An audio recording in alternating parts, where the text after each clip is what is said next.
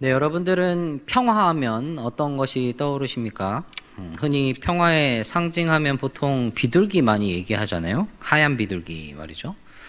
2차 세계대전 때 그때 이긴 연합군이 이겼어요. 연합군이 이긴 다음에 그 전쟁 이후 처리를 위해서 여러 의사회들을 개최를 했습니다. 그때 의사회들을 개최를 하면서 그때 이제 통신용으로 사용한 이 비둘기를 심볼로 사용을 해서 그려 넣었다고 합니다. 그것이 이어져서 비둘기가 평화의 상징으로 되었던 것이죠. 그래서 지금은 하지 않지만 예전에는 이제 하계 올림픽 할 때 이 비둘기를 날려보내는 의식이 있었다고 해요. 그러다 사고가 한번 있어서 그 이후로 하지 않는다고 하는데, 어쨌든 이 평화라는 단어를 찾아보면 무언가 평온한 상태라는 의미가 있을 것 같아요. 그런데 이 단어를 좁은 의미로 보기도 합니다. 그러니까 이 반대의 이미지를 사용을 하는데, 평화의 반대 이미지 하면 무엇일 것 같으세요? 그렇죠. 전쟁입니다. 전쟁. 평화란 좁은 의미로서 전쟁을 하지 않고 있는 상태를 말한다고 합니다. 그러면 지금 우리 전쟁을 하고 있지 않은 상태죠, 지금은. 그러면 평화라는 것인데, 과연 우리의 평화로운 상태인가 생각해 보게 되는 것이죠. 요즘 굉장히 이슈가 되고 있는 나라가 있습니다. 우크라이나입니다. 오늘부터 이 우크라이나 교민들 포함해서 체류 중인 우리 국민들을 철수하도록 조치를 취하고, 이 우크라이나가 여행 금지 구역으로 전역이 선포되고 지정되었다고 합니다. 정말 전쟁이 일어날지 모르는 일촉즉발의 순간이에요. 전쟁이 일어난다면 그 나라 대 나라만이 아니라 유럽 전역이나 또 세계에 여러 가지 어려움들이 생길 수 있을 것 같아요. 그런데 그 다른 곳에서, 그 근처 베이징에서는 지금 동계올림픽이 한창입니다. 올림픽의 기원을 찾아보면요, 전쟁으로 인해서 생겨났다고 해요. 그러니까 그 전쟁을, 올림픽을 하는 동안 그 전쟁을 잠시 멈추는 것이 그게 유래가 되어서 이 올림픽을 계속해서 이어나갔다고 합니다. 그러면 그 올림픽 정신이라고 하면 무엇이냐? 바로 평화와 공존, 그리고 화합, 이런 것들을 이야기한다는 것이죠. 그러면 그 올림픽 정신이 잘 이어졌는가? 또 의문이 생기는 질문입니다. 참 평화, 참된 화합, 쉽지 않은 문제예요. 실제로 인류는 끊임없이 전쟁과 전투를 치르고 있다고 합니다. 실제로 전쟁이 없던 날이 단 며칠밖에 되지 않는다라는 말을 하기도 하죠. 그러면 참 평화, 참된 화합, 그런 화평은 어디에서 찾을 수 있을까요? 우리가 바라보아야 할 평화와 화평은 어디에서 얻을 수 있을까요? 그리고 우리는 그것을 어떻게 누릴 수 있을까요? 오늘 우리가 나눌 이 본문 3장은 번제와 소제에 이어서 화목제를 이야기를 합니다. 번제, 값을 치르고 그것을 처리하는 과정을 통해서 하나님 앞에 서는 그 순종과 헌신과 감사를 나타내는 모습이었어요. 하나님 앞에 서기 위해서 반드시 있어야 할 과정이 있었는데, 그리스도로 인해서, 예수 그리스도께서 단번에 이루신 그 제사로, 번제로 인해서 우리는 값없이 하나님 앞으로 나아갈 수 있는 은혜를 누리게 되었던 것이죠. 그리고 그 은혜에 합당한 모습을 우리에게 하나님께서 요구하고 계시다는 것이에요. 소제, 하나님께서 우리의 삶을 하나님이 선물로 주신 것임을 기억하며 감사로 나아갔습니다. 그런 감사와 충성의 고백으로 소금처럼 부패하지 않는 그런 우리의 삶을 하나님을 경외하는 모습으로 드려야 한다는 것이죠. 번제, 소제, 그리고 다음으로 화목제가 이어지는데, 이 화목제가 영어로는 peace offering입니다. 평화, 화목, 화평의 의미가 담겨져 있는 제사인 것이죠. 번제와 소제 다음으로 이 화목제가 나오는데, 앞선 두 제사와 다른 점이 있고 또 같은 점이 조금 있습니다. 같은 점은요, 화목제도 번제와 소제처럼 화제라는 거예요. 그러니까 불로 태우는 제사에 속한다는 것이죠. 여호와께 올려지는 향기로운 냄새라는 거예요. 반면에 다른 점이 여러 가지 있습니다. 화목제는요, 선택적인 제사예요. 번제와 소제는 의무적인 성격이 강합니다. 그래서 아침 저녁으로 드리는 번제가 있고, 그렇게 이제 소제를 드리게 되는데, 이 화목제는 선택적인 제사죠. 그러니까 정해진 때가 아니라 드리고 싶은 어떠한 특정한 상황, 그때 이 제사를 드린다는 것이죠. 그럼 이 화목제를 언제 드리느냐? 화목제를 드리는 유형이 크게 세 가지가 있습니다.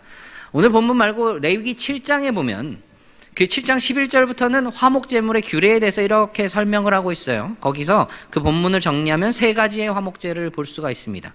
하나가 감사제, 그리고 서원제, 그리고 자원제.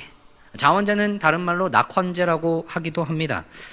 감사제, 히브리어로 토다라는 말이에요. 개역 성경에서는 감사라고 번역을 하고 있는데 이 토다라는 말이 감사라는 의미 외에도 찬양 혹은 고백이라는 의미를 포함을 하기도 합니다. 그 의미가 이 감사제에 다 들어있는 게 사실 맞기도 합니다.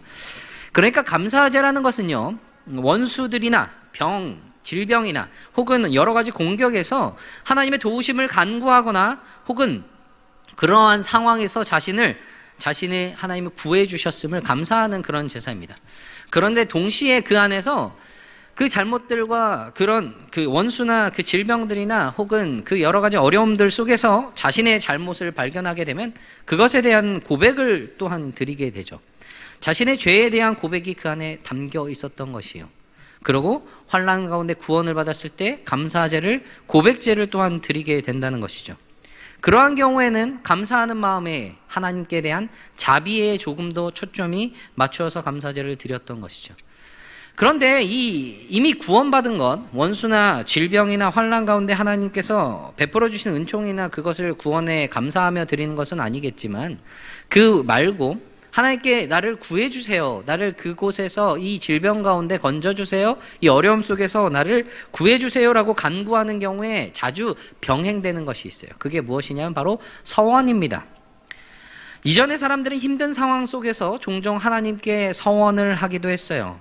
하나님, 저를 도와주시면 제가 하나님을 위해서 하나님께 무언가를 하겠습니다라는 그런 서원을 했던 것이죠. 시편 56편에 보면요, 서원과 이 감사제의 밀접한 연관에 대해서 이야기를 합니다. 시편 56편 12절에서 시인은요, 하나님이여 내가 주께 서원함이 있사온즉 내가 감사제를 주께 드리리니.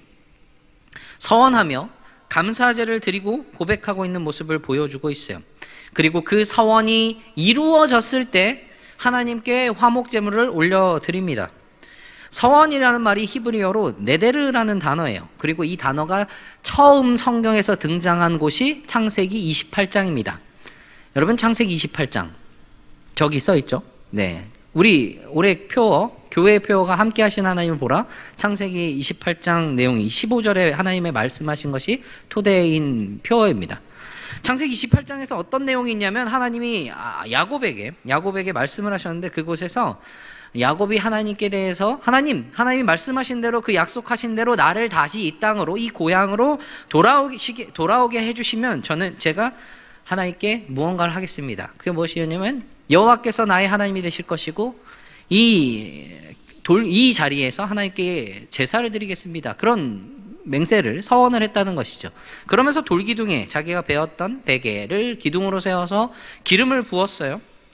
그리고 드디어 그가 베델로 돌아오게 되었을 때, 그게 창세기 35장인데 야곱은 자신을 정결하게 하고 그곳에서 제물을 바치기 위해서 제단을 세웁니다.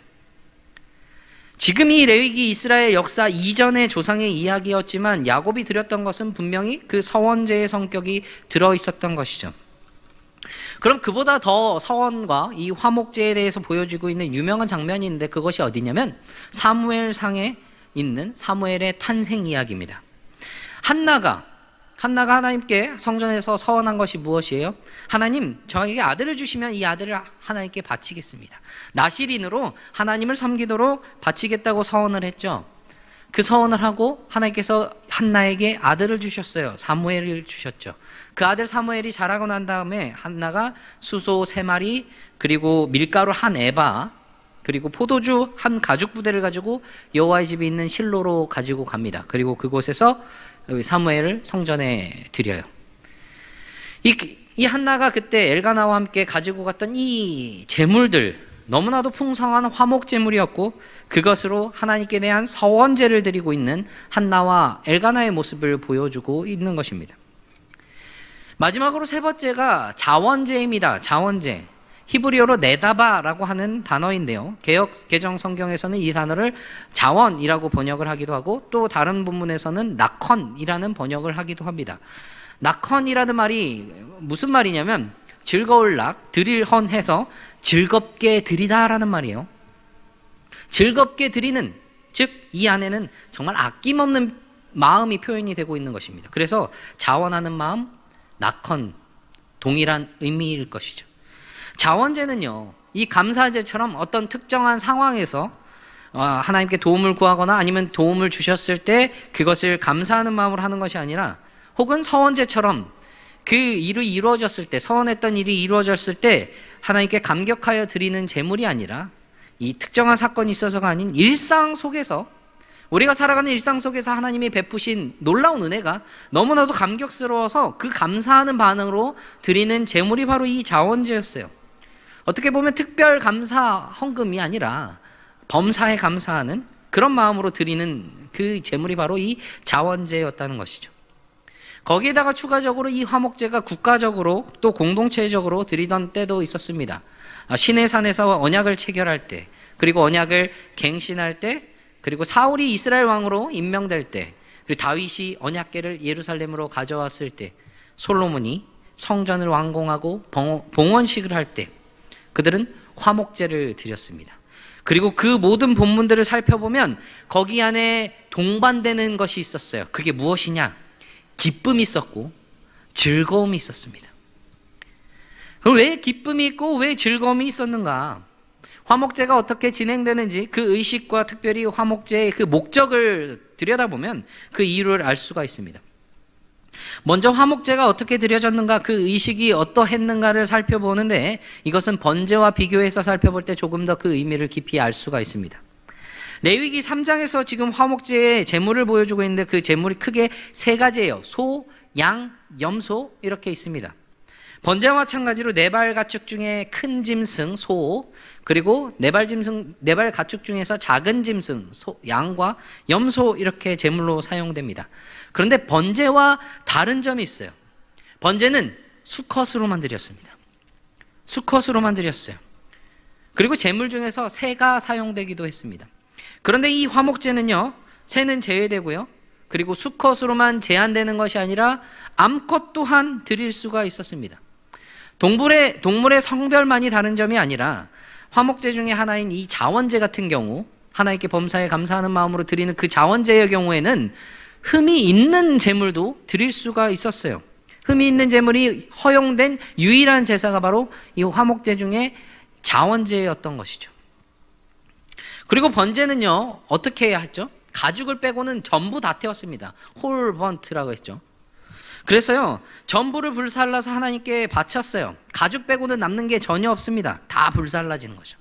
그런데 화목제는 기름, 내장에 덮인 기름과 그 내장에 붙은 모든 기름, 거기에 두 콩팥과 콩팥 주변의 기름들, 그리고 간에 덮여있는 꺼풀까지 그것만 바쳐서 불사릅니다. 거기에 양 같은 경우는요, 오늘 읽은 본문에서 보면 9절에 기름진 꼬리를 드려요. 미골에서 벤 기름진 꼬리, 팔레스타인의 이 가축들 중에서 양들에게만 있는 부위입니다. 길게 이렇게 이어진 양의 꼬리처럼 꽤 길고 무거운 꼬리인데요, 이것이 대단히 귀하고 지방이 풍부한 부위라고 합니다. 그래서 ESV 스터디 바이블이라고 굉장히 두꺼운 성경이 하나 있어요. 해설이 굉장히 잘 되어 있는, 거기에서는 레위기 3장에 대해서 해설을 하면서 굉장히 재미있는 표현을 합니다. 이 지방의 부위들, 이 기름진 꼬리가 마치 최고급 안심 스테이크 같아 라고 이렇게 표현을 한 것이죠. 그만큼 귀한 것이다, 정말 좋은 것이다 라는 것을 이야기를 하고 있다는 겁니다. 그럼 이 화목제물을, 기름만 드리는 이 화목제물을 어떻게 처리하냐면, 제사 드리는 사람이, 이 예배자가, 봉헌하는 사람이 제물을 이렇게 회막문으로 가져옵니다. 그리고 이 예배자는, 이 봉헌하는 사람은 이 가축의 머리에 안수를 해요. 번제와 마찬가지로 이 짐승을 자기와 동일시하면서, 그리고 자신이 화목제를 드리는 이유를 설명을 하는 것이죠. 감사제인지 서원제인지, 혹은 자신의 감사하는 이유나 혹은 그 안에 고백적인 모습들로서 이 가축에 안수하면서 자신의 제사를 드리는 이유를 하나님께 아뢰는 것이죠. 그리고 나서 회막문에서 이 가축을 잡습니다. 그러면 제사장이 와서 그 피를 받아요. 그리고 제단의 사방에 뿌립니다. 이어서 아마도 번제와 마찬가지로 이 제물의 각을 떴을 거예요. 그렇지 않고는 이 다른 부분들을 구분할 수가 없었을 것이기 때문입니다. 여기까지는요, 번제와 동일합니다. 흡사하죠. 그런데 이후부터는 달라집니다. 번제는 여기에서 전부 다 불살라요. 가죽 빼고 나머지 다 불사릅니다. 더러운 부위는 물에 씻어서라도 그 다음에 불살라졌어요. 그런데 화목제물은 조금 다릅니다. 조금 전에 말했던 것 같이 기름만, 내장의 기름들, 그리고 콩팥, 그 안에 기름들, 간을 덮고 있는 그 껍질까지, 그리고 양의 경우에는 그 기름진 꼬리, 그렇게만 화제로 올려드려집니다. 화목제물 중 이 일부분만 하나님께 드리는데 왜 기름 부위, 지방 부위를 왜 하나님께 드렸을까요? 지방, 기름, 이렇게 번역되는 말이 히브리어로 헬레브라는 단어입니다. 헬레브, 살찐, 기름진, 최상의 것, 골라진 부위, 이런 의미를 가지고 있는 거죠. 가장 좋은 것을 고르고 골라서 하나님께 드렸다는 거예요. 제일 귀한 것, 최고의 것, 최상의 것으로 하나님께 드렸다는 것입니다. 이 말은요, 제물 중 가장 좋은 부위를 하나님께 바치듯이 그것을 대표하는 예배자가, 봉헌하는 사람이 나의 생명의 가장 좋은 부분을, 내가 나의 삶에서 가장 귀한 것을, 가장 소중한 것을, 가장 최상의 것을 하나님께 바친다라는 것을 보여주고 있다는 겁니다. 그렇게 자신이 가지고 있는 것 중에 자신의 삶 전체에서 최고의 것을 구별하여 드린 게 화목제예요. 화목제라고 번역된 단어가 쉘렘입니다. 이것과 연관된 단어가 샬롬이에요. 평화, 화목. 그래서 화목제라고, 피스 오퍼링이라고 하잖아요. 이 평화와 화목을 위해서 필요한 것이 여기에도 있습니다. 화목제를 바치는 예배자가 안수를 했죠. 자신과 동일시했어요. 자신의 죄와 그 잘못과 그렇고 더불어서 이 화목제를 바치는 이유까지도 함께 고백합니다. 그러니까 이 안에 담겨지는 의미 하나는 바로 속죄라는 의미가 담겨져 있다는 거예요. 죄의 용서가 담겨져 있다는 겁니다.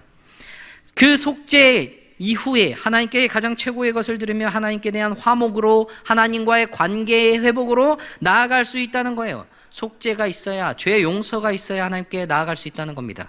그리고 그것으로 하나님과 화목함을 누릴 수 있게 된다는 거예요.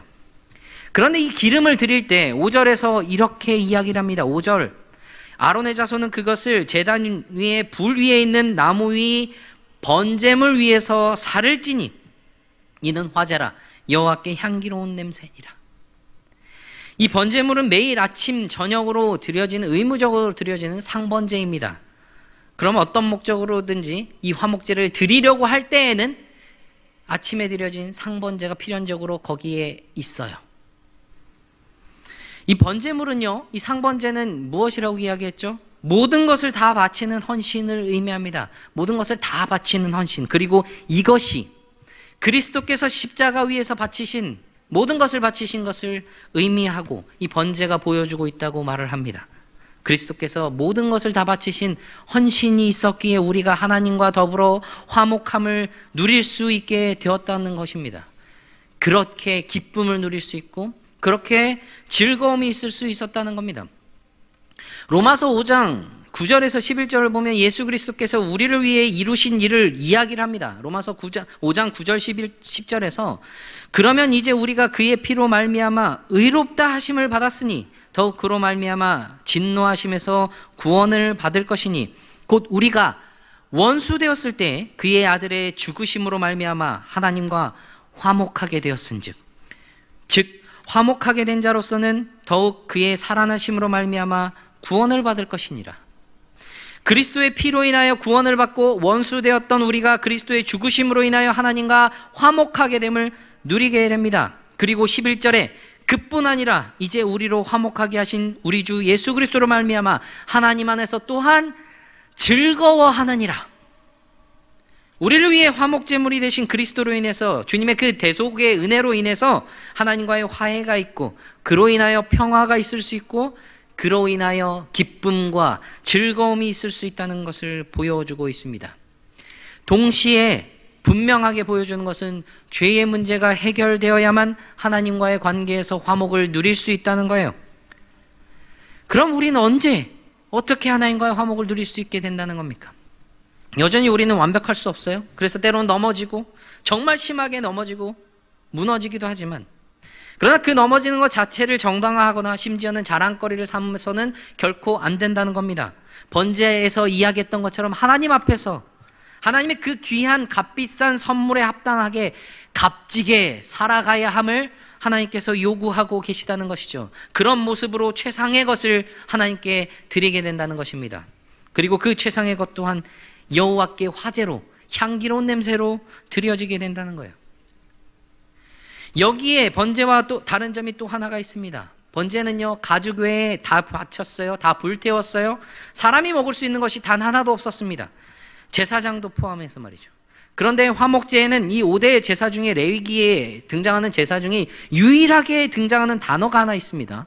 11절에 보면 제사장은 그것을, 그러니까 기름들이죠, 하나님께 드릴 최상의 것이에요. 그것을 제단 위에서 불사를 지니 이는 화제로 여호와께 드리는 음식이니라. 음식이라고 말합니다. 히브리어로 레헴이에요. 베들레헴, 여러분 지난주에 베들레헴 이야기했죠? 베들레헴 할 때 그 레헴입니다. 베들레헴 할 때는 빵의 집, 떡의 집 이렇게 이야기를 합니다. 그렇게 해석이 되기도 하는데 레헴은요, 빵 외에도 여러 가지 음식들을 다 지칭해서 먹을 것들을 이야기를 하기도 합니다. 하나님께 가장 귀한 것을 드려요. 하나님께서 남은 것들을 제사에 참여한 자들, 그 제사장들에게는 가슴 부위와 뒷다리를 주고 오른쪽 뒷다리를 가지도록 하시고, 그 다음에 그 제사를 드린 그 봉헌자, 그 예배자에게는 하나님께 바친 그 기름들과 제사장이 가져간 그 이외의 것들을 다 주십니다. 나머지를 다 차지하게 했어요.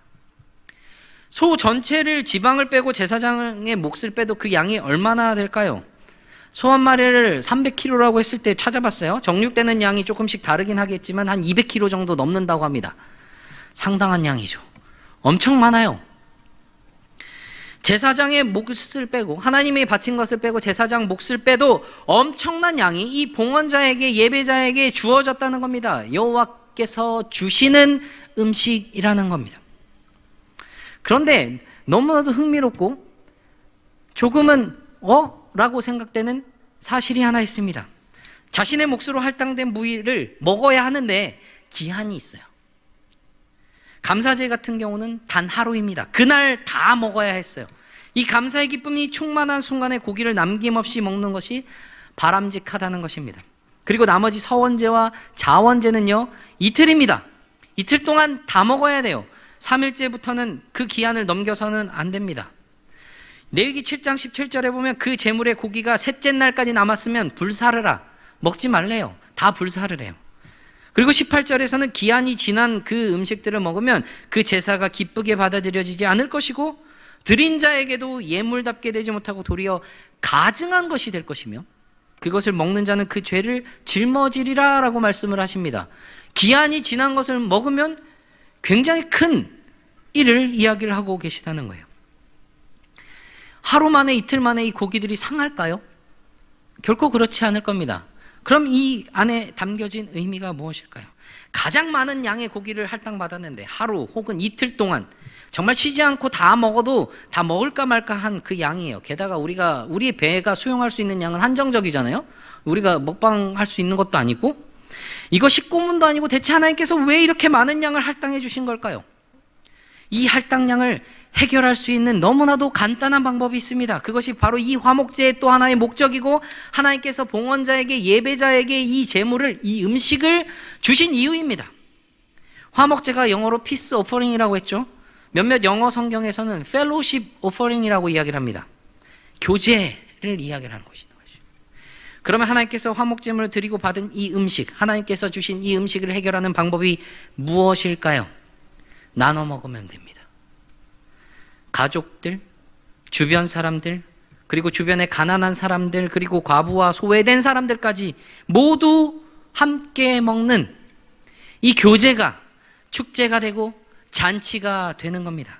함께하는 모든 이들이 하나님과의 그 화목된 기쁨을 함께 누리고 즐거워하고 모이는 이들은 다 같이 그 서로 간에 교제 가운데 화목한 기쁨과 즐거움을 누릴 수 있게 되었다는 거예요. 그런데 곰곰이 보면요, 누구나 함께 할 수 있었지만 아무나 올 수 있는 건 아니었습니다. 그 잔치에 참여할 수 없는 사람들이 있었어요. 그게 누구냐? 부정하게 된 사람들입니다. 정결법에 의하여 부정하게 된 사람들은 그 자리에 함께 할 수가 없어요. 혹시나 속이고 혹은 고집을 부리고 그 사람이 그 잔치에 참여하고 음식에 손을 대면 그 음식은 모두 부정해지고 다 버려야 하는 사태가 이뤄집니다. 그러니까 이 잔치조차도 무엇이냐? 제사의 연장이에요. 예배의 일정 가운데 있는 모습이라는 것이죠. 하나님께 드리는 그 제사, 하나님께 대한 그 예배, 그리스도에 대한 그리스도께서 이루신 그 대속의 은혜로 하나님께 힘입어 나아갑니다. 하나님과의 관계의 회복이 있고 화목함이 있어요. 그런데 그 예배의 요소에 추가되는 것들이 있습니다. 성도의 교통, 성도의 교제, 성도 간의 화목함입니다. 그리고 그 안에서 이루어가야 할 모습이 정결한 모습, 거룩한 모습이라는 것이죠. 신약에 있어서 이 화목제를 가장 잘 나타낸 장면이 있습니다. 최후의 만찬이에요. 거기에서도 그런 엄숙함과 거룩함과 정결함을 지적하고 있습니다. 고린도전서 11장에서는 바울이 주님의 만찬을 생각을 하면서 성찬식을 제정을 해요. 거기에서 27절부터 29절까지 해서 주시는 그 말씀, 주의해야 할 것. 그러므로 누구든지 주의 떡이나 잔을 합당하지 않게 먹고 마시는 자는 주의 몸과 피에 대하여 죄를 짓는 것이니라. 사람이 자기를 살피고 그 후에야 이 떡을 먹고 이 잔을 마실지니 주의 몸을 분별하지 못하고 먹고 마시는 자는 자기의 죄를 먹고 마시는 것이니라. 하나님께 대한 경배, 그리고 하나님과의 그 화목과 하나님 안에서 함께 교제하는 그 즐거움 가운데 모두 이런 모습들이, 주의하는 모습이 있어야 한다는 것이에요. 자신을 살피고 자신을 분별하는 그 모습, 정결한 모습, 거룩한 모습을 그렇게 이야기를 하고 있다는 겁니다. 그럼 이 모습에서 우리가 분명히 생각해 보아야 할 문제가 하나 있습니다. 예수님께서 이야기를 하셨어요. 마태복음 5장 23절 24절에 그러므로 예물을 제단에 드리려다가 거기서 내 형제에게 원망 들을 만한 일이 있거든, 그것이 생각나거든, 예물을 제단 앞에 두고 먼저 가서 형제와 화목하고 그 후에 와서 예물을 드리라. 하나님을 예배하는 가운데 성도 간의 나눔과 화해와 그 화목함, 그것이 바로 정결한 모습으로 거룩한 모습으로 나아가는 그 여정 속에 있다는 것을 이야기를 하고 있습니다. 하나님을 향한 예배자, 형제와 화목하라. 그리고 주님 앞으로 나오라. 그리고 그 안에 주님 주시는 기쁨과 즐거움을, 그 교제를 마음껏 누려라. 그것이 하나님께서 이 화목제를 통해 보여주시는 의미라는 것입니다. 하나님과 화목하게 하시고 그 기쁨과 즐거움을 누리게 하신 그 은혜를 기억하며 성도 간에, 우리 공동체 안에 화목함을 나타내므로 하나님과의 그 화목한 교제의 충만함과 서로 간의 그 화목의 기쁨과 즐거움을, 이 은혜의 잔치를 충만하게 누리는 저와 모든 청년 여러분이 되시기를 간절히 바랍니다.